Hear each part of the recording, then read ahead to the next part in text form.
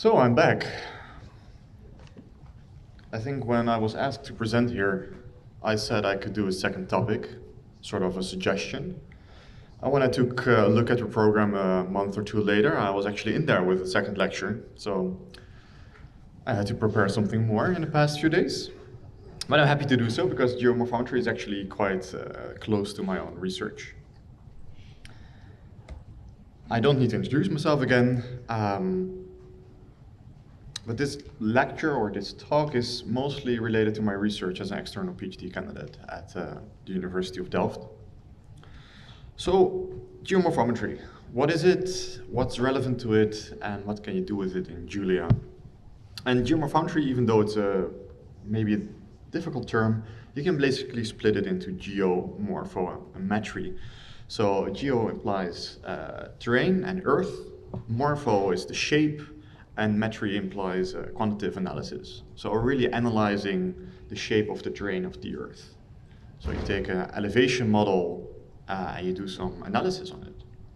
So how steep are the mountains of the island of Terceira would be a geomorphometry question.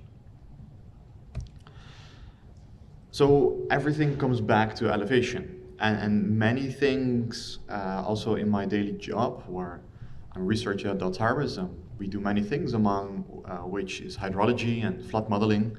And all of these analyses, your basic input data sets for your numerical models, they start with an elevation data set, right? If it starts raining here, will this area flood? You need an elevation data set to answer that, right? Will those waves that we see with the nice storm out there, will they actually reach this hotel? Question of elevation. A picture here of the infamous Bikini Atoll for the atomic tests. But essentially these islands and many atolls in the Pacific, they're threatened by sea level rise. And that's also a question of elevation. These islands are basically 1.2 meters above sea level. And you need to know that very precisely to actually have an idea about when sea level rise is actually very threatening, if sea level rise is millimeters or centimeters. So sea level rise is a big important one. Subsidence is also an elevation component, and subsidence is happening in a lot of coastal cities around the world. And the subsidence signal in terms of elevation can be more than actual sea level rise. Landslide analysis and many other types of analysis you could do on elevation. So for my work, and I'd say for most of my research institute, I think elevation is the most important metric you could almost have. Don't want to play it up too much though. Other important data sets as well. So this is basically your starting point. And I thought I can tell you about geomorphometry and the actual stuff you have to do in Julia and the many small differences you can have in all these operations. But actually, I think the most important thing is your source dataset that provides the elevation, because it has way bigger errors than any of the algorithms you actually use in these analyses. So I thought I'll spend, I think, 3/4 of this lecture actually discussing global and local elevation datasets. These all have, well, these are famous missions. So in terms of elevation, I'd say there are 3 major sources. It's LiDAR, radar, and an optical. And ideally, this is the perfect elevation data set. It's based on LiDAR, it's a laser, it will penetrate canopy, and it's small enough that it will measure in between houses. So you're really measuring the terrain. And you can create beautiful elevation models with it, resolution of, let's say, 1 meter or even half a meter. And this is what you call a digital terrain model, a DTM. So not just the digital elevation model, DEM, this is DTM. And this is a picture. I didn't put a scale here, but this is in Austria. This has a camping ground in it, and I climb these mountains, and my girlfriend flies off these mountains with her wing. And I've been hiking here loads. And you can see beautiful patterns. You can see a very nice ridge here, a very steep ridge as well. So if you can have a data set like this, local, based on LiDAR, fantastic. You're golden, you're in business, you can do basically anything you want. Of course, that's not always the case.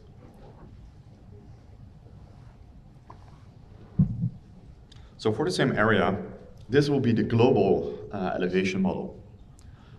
And you see it's 30 meters, so it's a huge jump in resolution. Suddenly everything becomes pixelated. It's based on radar.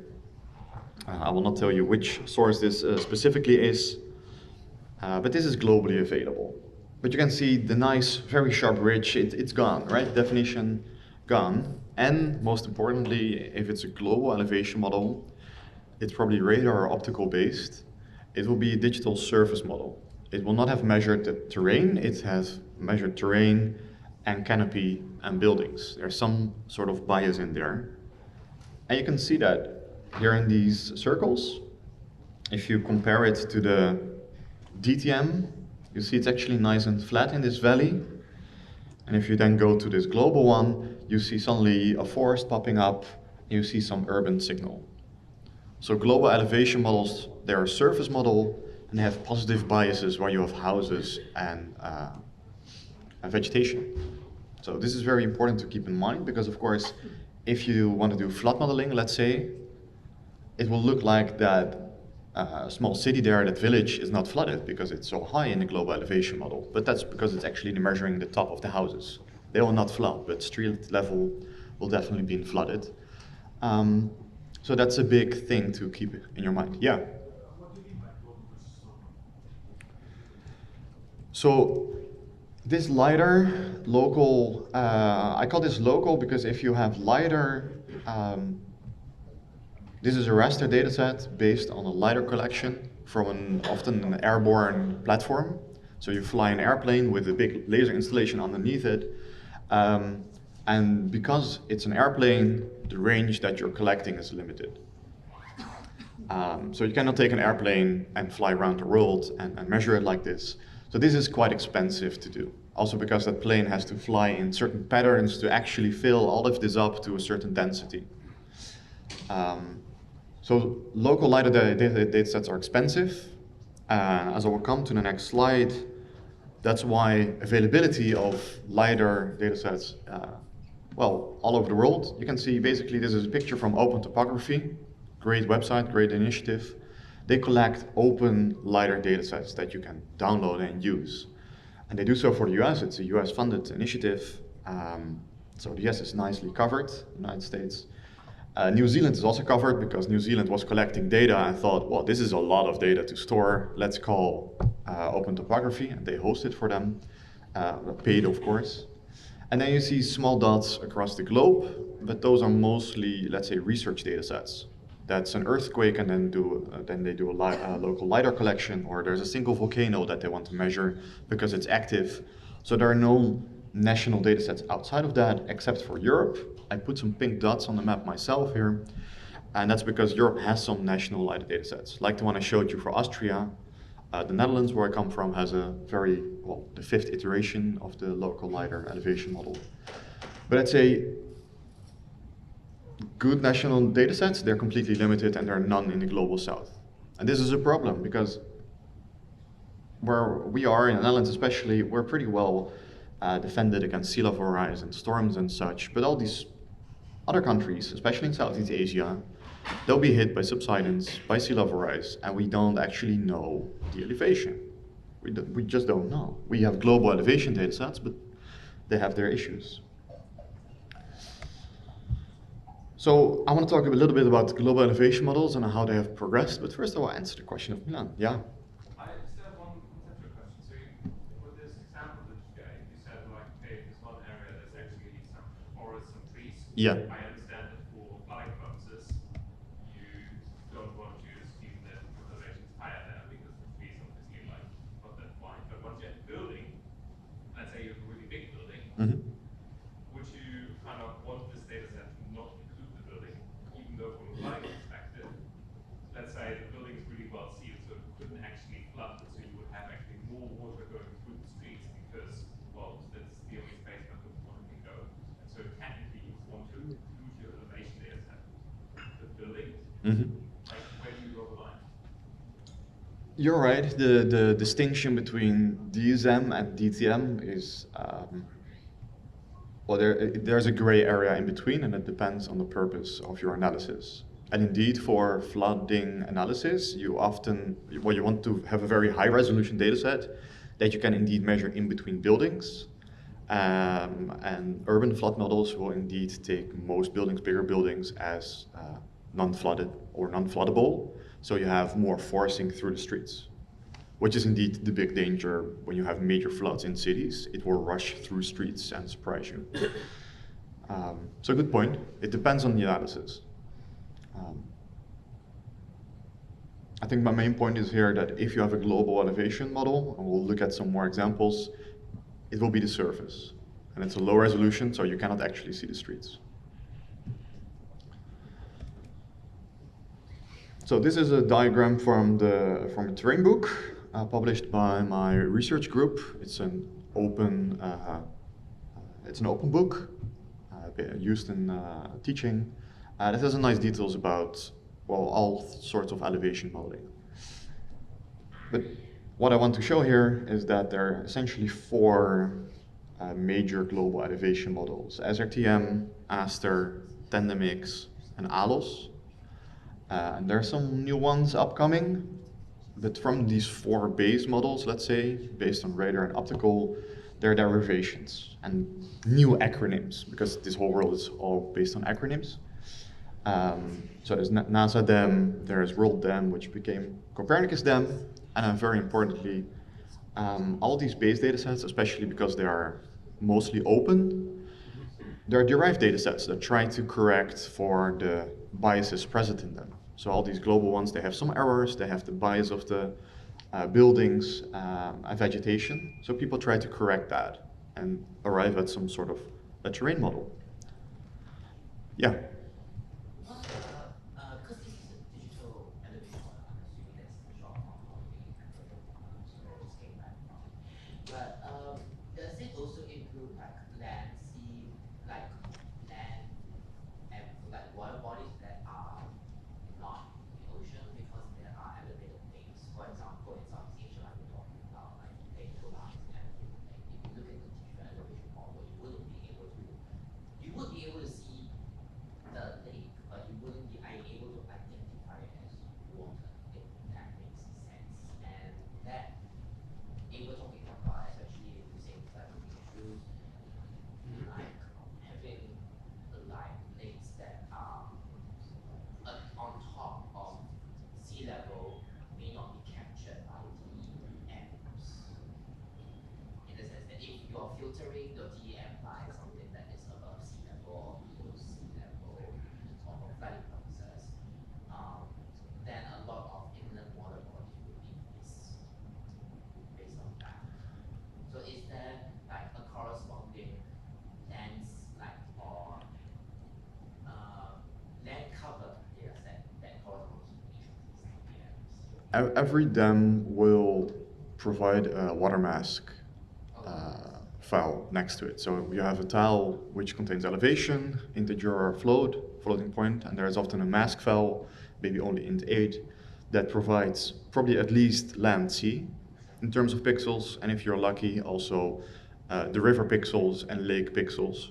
And of course, this can only be done to a certain extent. It's discretized, so the river is basically pixels shifting, and eventually rivers become so small or lakes become so small that they're not registered like that. And the sources, they can be from other missions, it can be done on the instrument itself, because radar will behave, well, not very well on water surfaces in these modes. And there will still be errors on the edges of these land-sea boundaries. Yes? Just one quick question. Does DEM will stop at the surface of the ocean, or will it go down to the ocean floor? All these dams go down, do not go down to the floor. They stop at the land-sea boundary. Okay. And the rest of the data is none. So it's really only land.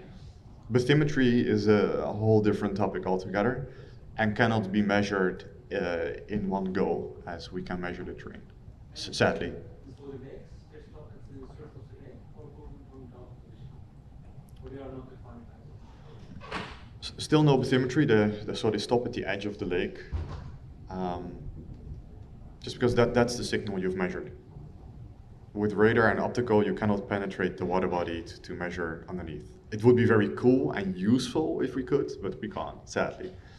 And in terms of, it's always difficult, because as soon as you got water in part of your pixel, I mean, if a pixel is 30 by 30 meters and it's partially inundated, you get weird signals. So depending on the dam, depending on the process or the base resolution, some filtering will take place, or it will be detected as water or not. And if it's not, there might be an error in there.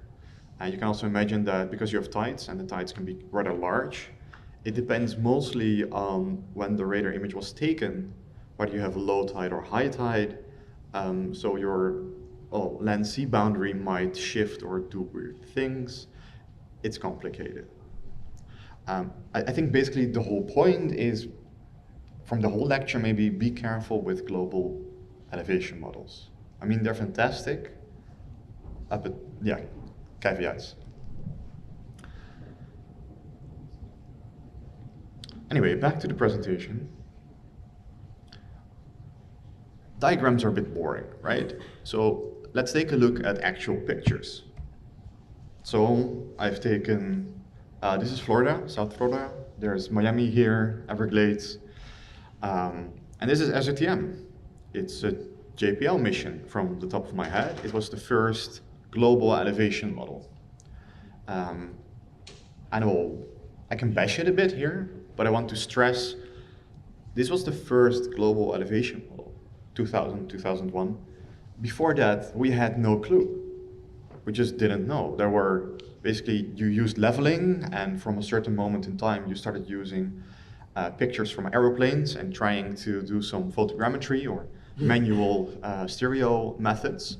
But we had no idea about global topography as a whole. We basically isolated point measurements, that was it. So as a TM, basically, we entered a whole new era of remote sensing, where we could use elevation to do global terrain analysis. So this is huge. There have been many versions, and this picture is actually NASA DEM, which is a Azure TM version 3 corrected with ISAT. And you can still see all kinds of interesting things here. Basically everything that's red, higher than 10 meters here, is some form of building or vegetation. It's definitely not the terrain. You can also see that there's some diagonal striping in here, especially in the northern part, and that's purely radar artifacts. And even the third version with bias processing from ISAT was not able to fully remove these artifacts. The uncertainty in the measurement is also so low that the elevation is stored in discrete numbers, so as integers. So just 0 meters, 1 meters, no centimeters involved, whole meters. And it's referenced to the EGM 96 geoid. Moving on, now we got to Aster, which is the first optical elevation model. So that's not INSAR, that's well, basically photogrammetry from stereo imagery. This is a collaboration between Japan and the US, so METI and NASA. And also integers, they're striping, but I'm actually not sure what I'm looking at. It's all red, and I don't see really patterns between vegetation or urban areas or anything at all. So this is a good estimate, but the error margin is probably around 10 meters at least here in this data set. Then we got to ALOS, which is another optical one. And again, suddenly you see more patterns here, right? You again see urban area and a lot of vegetation. And you can actually see some dikes or levees, again, in the data set. You'll also see a sort of circular artifact in the processing, which is probably some overlap in stereo stereo imagery. And we also see that there is now, because this is based on optical pictures, and you can keep taking optical pictures and do reprocessing and keep reprocessing. So there's even a 5-meter version of this dataset available commercially. So you can buy, this is the freely available one, 90 meters, maybe 30 meters, but you can go to 5 meters if you pay for it.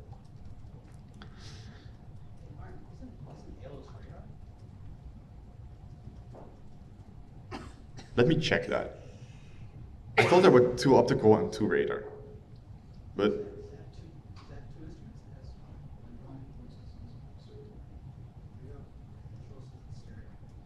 it's optical, right? Okay, cool. Whew. Then I don't have to correct the book. That saves. And then the latest, and I'd also say the greatest, just also because it's the latest, is TandemX. That's the German Space Institute, collaboration with ESA, Airbus. And via TandemX became Copernicus Dam, which Anshul already talked about. This is a 30-meter global elevation model, and it's beautiful. And that's what everyone is using now, because it's the latest and the best. So this became Copernicus Dam because ESA bought it from Airbus, and Airbus processed TandemX into WorldDam, which they sell commercially. And basically, well, depending on where you're from, your taxpayer money, your tax, actually paid for this data set. So you can thank yourself also a little bit for this data set if you're from Europe. And this is also the first one, I believe, with floating point numbers. So suddenly we're talking about, well, centimeters or something like that. Reference to EGM 2008. And there's actually newer versions being made for TandemX, so and newer versions of WorldDam. I'm not sure if we can get a new version of Copernicus Dam from that. And of course, there are commercial versions of this as well.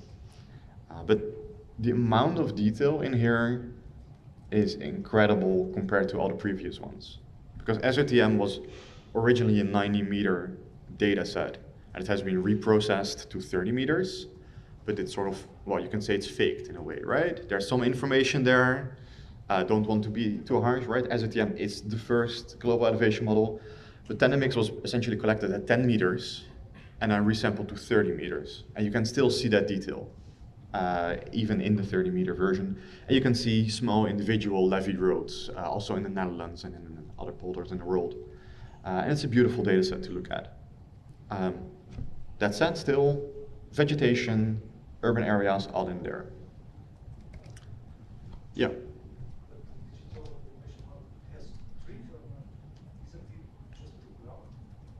All global elevation models, including this one, include vegetation and buildings. So everything that's basically orange and red is urban or vegetation here. I think only the blue parts are actual terrain measurements in this one. Sorry? If you have a mountain and there's forest on top of that, so then you have a huge altitude and there's maybe an offset of 10 meters or bias in there.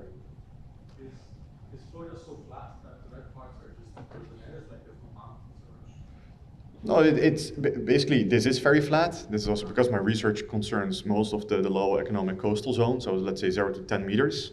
And that's also the area of interest if you want to look at coastal flooding and sea level rise. So what you see is the land is actually what is more marshland, I think, for most of this. And that's really low. That's just a meter above sea level. And everything that's red on the left-hand side, that's indeed vegetation. That's just trees. And you're measuring somewhere in the upper part of that canopy.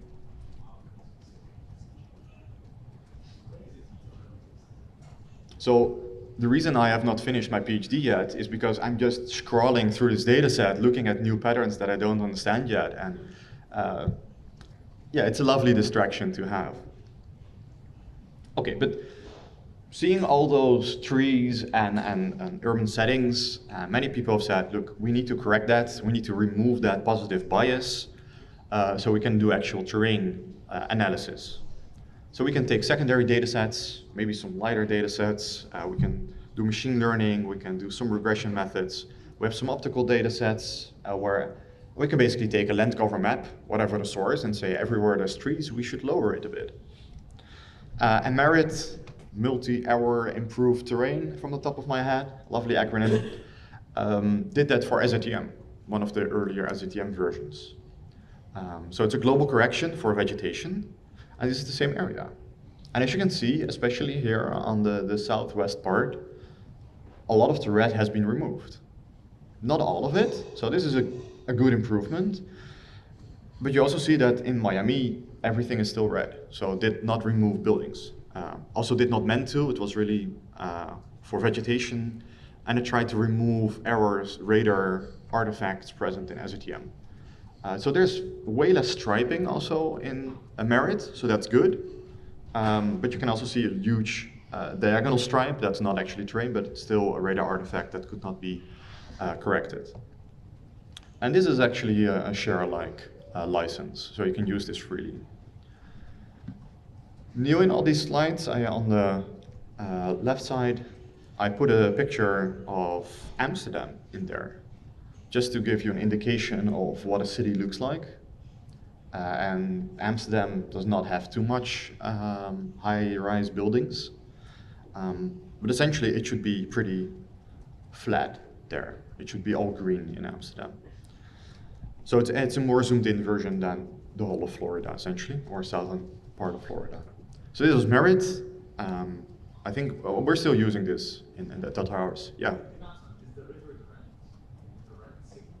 The black parts in that picture is water. So is it higher than the city navigation, or just excluded from it? No, you should see it as excluded. And yeah, it's a bit bad because this turbo color map also becomes black at 0.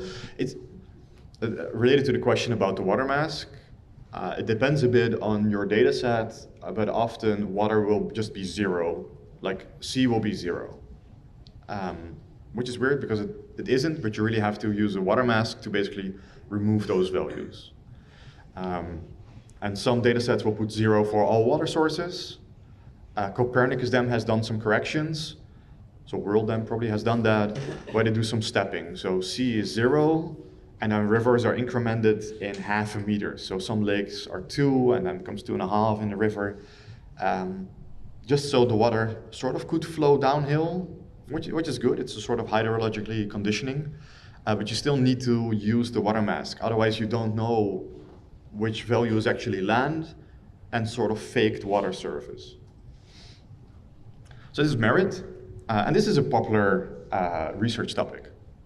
So this is coastal DEM. They used ISAT2 for training and also local LiDAR validation datasets. It's a commercial version only for I think up to 120 meters above sea level. So it's a coastal elevation model. It's global, but only limited to the coastal areas. And there are many of these. And yeah, as you can see, almost everything is blue, which is more correct than everything red. I'd say this one is still slightly too low, but it's a very good improvement. And this is what they're also using. This is from the people at Climate Central, from the top of my head. And it's a commercial data set. So most of these data sets are free for research purposes, but as soon as you use it in a commercial setting, you have to pay for it. So this is coastal DEM, then there's FAPDEM. So coastal DEM is an easy acronym, right? It's Coastal Elevation Model. FAPDEM, nice acronym, is Forests and Buildings Removed DEM.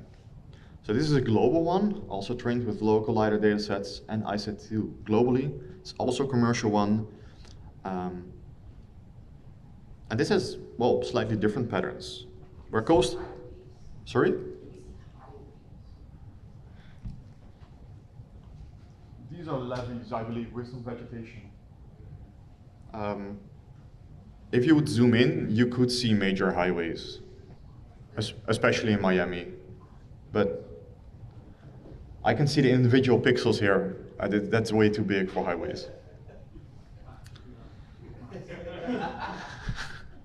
One of them is a highway.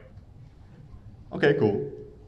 Yeah, if it's a highway in basically flat terrain otherwise, it's definitely visible.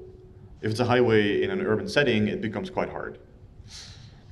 Then it's more like a valley, actually. That said, this looks slightly worse than coastal DEM, right, in terms of vegetation filtering. So all of these data sets have their own biases and trade-offs. Then recently, Diluvium DEM came out. Diluvium DEM is a Latin term. And this is actually looking really good. Machine learning based. The only big drawback is that this used individual pixel regression in the machine learning framework. So on average, the bias is 0 almost. But it's like one pixel is 2 meters too high, and the pixel next to it is 2 meters too low. So on average, it's great, but it's an incredibly rough data set in terms of roughness in pixel differences. So if you smooth that, I think it would already be pretty much perfect. The asterisk here is that there is a local LiDAR data set for Florida, and I believe they trained with it, and that's probably why it's so good. And this is a non-commercial one.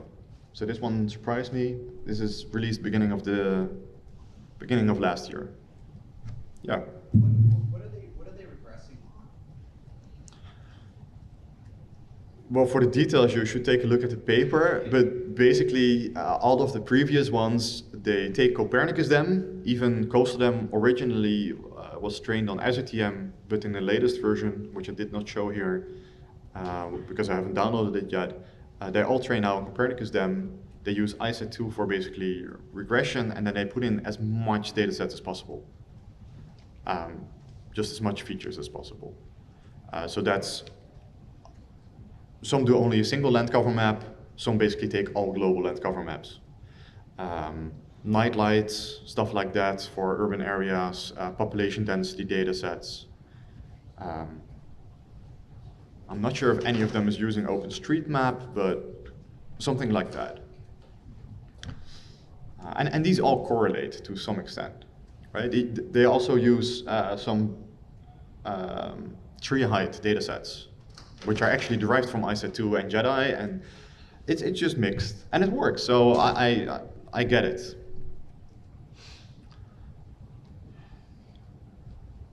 Moving on, this is Diluvium DEM. And then very similar to this, and this is not a corrected DEM. This is just taking ISAT2 LiDAR data, global LiDAR data from a satellite that's very sparse, and then you can make an actual DTM purely based on ISAT2 measurements. The only drawback is it's a 1 kilometer resolution. So not 30 meter like the previous ones, but if you're not interested in zooming in, but like a global overview, this actually works. And this is really close to the actual terrain. It's only very coarse resolution, with the exception of a few outliers. You can see them there, almost black pixel. So this requires good outlier filtering, maybe better than this. I think in a recent paper, I showed that you could go to a 500 meter global resolution nowadays, just because there's more and more satellite LiDAR data available. So all of this, because I said this is my research topic essentially, I made my own attempt at this. This is called Delta DTM, the latest in this row of corrected elevation models. And it looks quite similar to the ISAT2 one.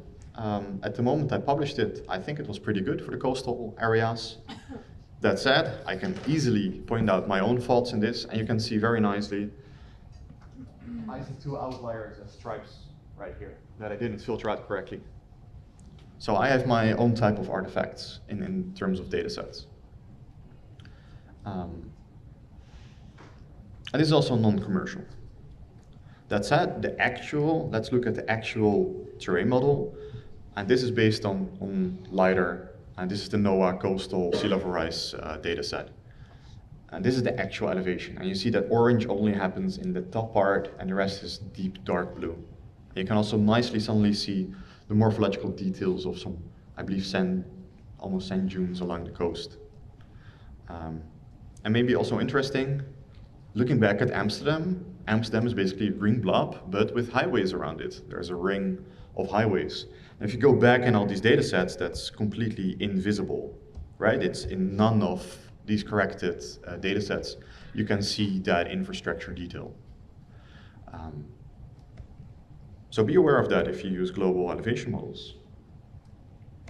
Now, my last word of warning about global elevation models, and especially the corrected DEMs. They're great, just like SRTM was the first one, and it's great to use, and finally you can do global analyses, but you still have large errors. So, for example, we measure sea level rise in millimeters, and if you go to sea level rise scenarios, you're talking about maybe a meter in 100 years, depending on the scenarios, depending on the location. But let's say you take a delta DTM, which has an error average of, let's say, a root mean square error of 0.75 centimeters. If you now would bin the world, make a raster, discretize it into, let's say, a bin of 0 to 1 meters and a bin of 1 to 2 meters, basically classify the world like that. Even with an error of 0.75 meters, you would have a confidence of around 50%. So only half of your binning would actually be correct. The other half would be in a bin next to it. So it's actually very hard to do sea level rise analysis with any global elevation model, or you have to at least to be aware of the uncertainties involved here. Also, recently, Guth and others had a very nice research paper that they showed that all these corrected elevation models, they're great in the sense that they're really reducing the error in terms of the urban setting and the vegetation. They're all removing that pretty well nowadays. But if you look at derived metrics, like the slope of the terrain or the aspect, so the direction in which the slope is pointing in, they're actually doing worse than the original input data set, essentially because it has not been trained or optimized for that matter. So enough words of warnings. Let's actually go to, I think, Julia. Yeah, Julia. We have the geomorphometry package, and you can take any abstract array and you can calculate aspect, slope, curvature, relative metrics. You can do hydrology with it, like depression filling of elevation models, stream flow analysis, so looking how the water flows, visualization, because actually the pictures I showed you, just a heat map of elevation, is often not that interesting in terms of details, and also filtering of terrains, morphological filters. And these are all available in the package Geomorphometry, and you can even choose between different algorithms in terms of slope and curvature. That said, there are some caveats that I want to go into, but first let's look at some details. So if you visualize that slope and aspect, this is what you can do in Julia nowadays. If you're into terrain analysis and choosing a nice color map, so that's slope, aspect, and curvature, you can do visualization. So this is also what you can do in QGIS or GRASS, but you can now also do in Julia. So there's hill shading, multi-hill shading with different light sources, and a personal favorite, PSSM, where you actually don't use light sources, but actually take the slope as a sort of input and visualize that. So I think the contrast is highest in the right-hand side picture. And this also shows a lot of details of the actual data set. You can actually see the triangulation of the terrain right in this part here, the terrain artifact. Yeah. Could you explain, so I didn't catch the difference of generating the most right versus the most left. So the left one is hill shading, which is basically saying there is a single light source, like the sun, on the terrain, and then calculating basically what you get back, or akin to that assumption. Yeah? Okay, let's first finish this one then. And the one in the middle is taking multiple light sources from all directions. That's why it's lighter in less darker areas. So that's all based on the elevation and basically an angle. And the right-hand side basically looks like the slope one this is the left-hand side, that slope. And this visualizes slope but has an extra weighing factor for steeper slopes that becomes darker. And this is more how you would interpret terrain if you would actually print it or make a 3D thing out of it and put it in front of you. So this is more meant for visual recognition, human visual recognition. Is there any kind of post-processing technique that would allow you to take any of the left-hand images and generate the right-hand side without going through the process of a more kind of sophisticated function routine? Well, these are very easy and quick analyses. This is just having opening a thing like with rasters, for example, and just calling PSSM, and you have that within, well, I don't know, sub-seconds, milliseconds. So you can do any of this, and you can make your own changes to it. And of course, the algorithm will give you just a raster back with new values, and you choose essentially the color range and the color scheme to visualize this. So that's up to you, and you can do very fancy things. What you often see in very nice, beautiful maps is that you combine aspect or with a slope map, and then you have beautiful, becomes more like art, right? How to make a nice topographic map. Anyway, the other question. Could you go back to the previous slide? Well, it's also related to this one, but could you do it for any topographic array of topography? So if you have, say, from here on out, you downloaded topography, could you do this kind of similar analysis on that as well? This takes any abstract array. Any abstract? So sure, what it actually means to do slope analysis on a precipitation intensity map, I have no clue. No, as in a sense, this would be useful.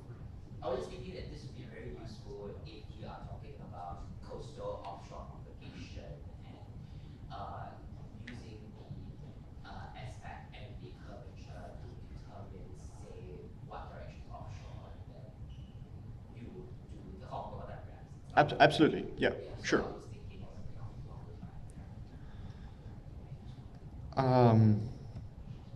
there. Yeah, you can do some hydrology analysis. So there's depression filling, stream flow. So this is basically if you say on each raster cell you drop 1 unit of water, where does all the water end up and in which direction? So direction is on the left-hand side, and the combined accumulation of those flows on the right-hand side using, I think this is the infinite. Anyway, that's a specific method. But all these methods use basically a map window operation of a stencil by 3x3 window, just taking a single cell and all of its 8 neighbors, and then determining directions or slope. And that's how it's been done since the 80s.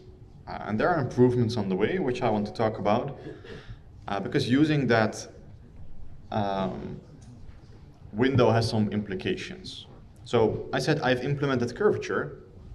And sure, I found curvature definition on one website, but here's this nice paper by Minar, who took a look at all the curvature definitions. So this is like a single definition, like slope or aspect, and he found like all these mathematical definitions for curvature, which is a complete pain in the ass, because I don't know which one I want to implement, and it means that depending on whether you want to use Grass or QGIS, Julia or Python or other specific Python package, your answers for curvature will be wildly different. And this is not only the mathematical approach, so this could be the stencil and which neighbors to take into account to basically calculate secondary derivatives, but it could also be that Esri, for example, they say, yeah, curvatures, they're so small, we scale them with a factor 100 or 200, just so they become a nice visualization or a range of numbers that you can interpret.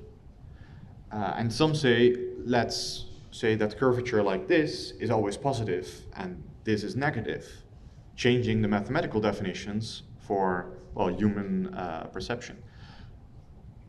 So I'm trying to figure this out in the package and giving the user a bit of a help in what algorithm to choose and what it means. But this is like a rabbit hole that I'm diving into now.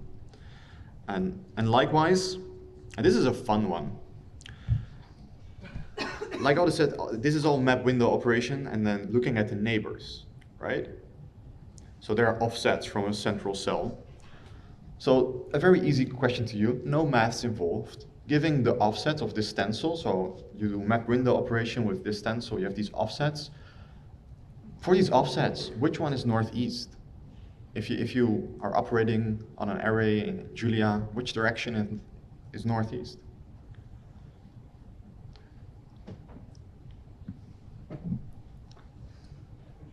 Top right, I'm not following. I'm going to give you an answer so we can. No, I think any answer is basically correct, or some package somewhere in a language has implemented like you think it is.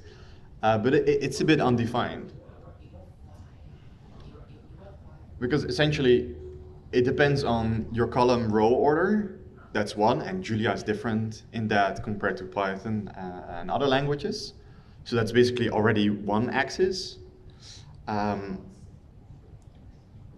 It's normal for images to basically display positive axis. The horizontal axis is positive, but for the vertical one, you go down, right? If you create an array in Julia, in the replicator, it's displayed like this. It goes down. So that's also why the stencil goes positive downwards, but that's already a choice. So for me, I thought northeast is actually the lower left cell, because you go down and that's sort of positive. Anyway, I'm figuring out a good way that you can change this on the fly if you want to, but again, this will majorly influence all answers like aspect compared to other packages. And that can really be a pain. And this is just about definitions without thinking about actual coordinate axes of your projection and any of that other stuff. That said, I'm now using stencils. I want to shout out to Rafael for creating this nice package. I first started using, I think, image filtering in Julia, which has map window. That was incredibly slow. So in an issue there was a new proposal for map window that was way faster. I used that. Then I moved to local filters, another great package, but it produced horrible code to, well, not readable code. It was way faster, but not really readable. And now I'm changing to stencils. And this is an example of stencils. Basically, you can, instead of just always taking a 3x3 window, you can very nicely define, for example, I made these pull requests on stencils. You can now have a circular window with a hole in it. So you can basically do a ring-wise window operation, and you can define the window sizes. So on the left-hand side, you have annulus 2, 1, and that's basically width 2 for the outer circle and 1 for the inner circle. But you can also say 5, 2, and then you have a way bigger or thicker ring. And then there's also wind direction, so you can do ordinal, and then you have the cells on the left-hand side. And if you do 1, that's your normal 3x3 window, and then the edge cases.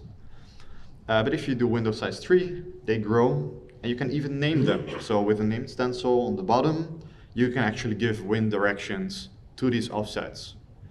And you can access these wind directions in stencils when you do the map window operation. And that makes it very easy to make readable implementations of all these algorithms I discussed. Because if you want to do slope, that's basically west plus east divided by 2 and looking at those relationships. So the code becomes very readable. So this is great. And this is work in progress. So I hope to publish this somewhere soon, next breaking release of Geomorphometry with a nice new documentation using VitaPress.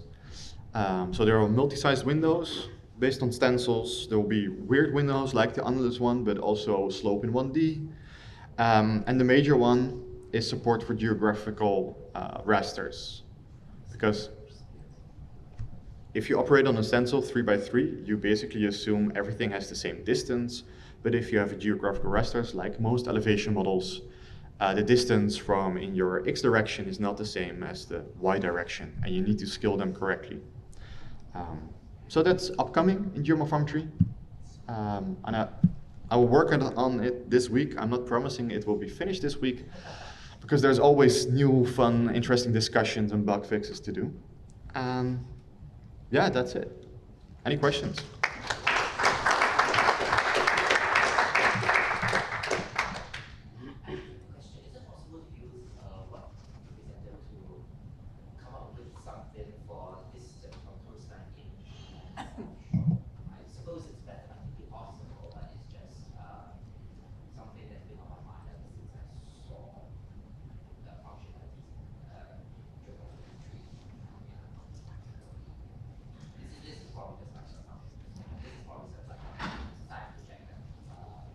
So you're asking from distance from coastline?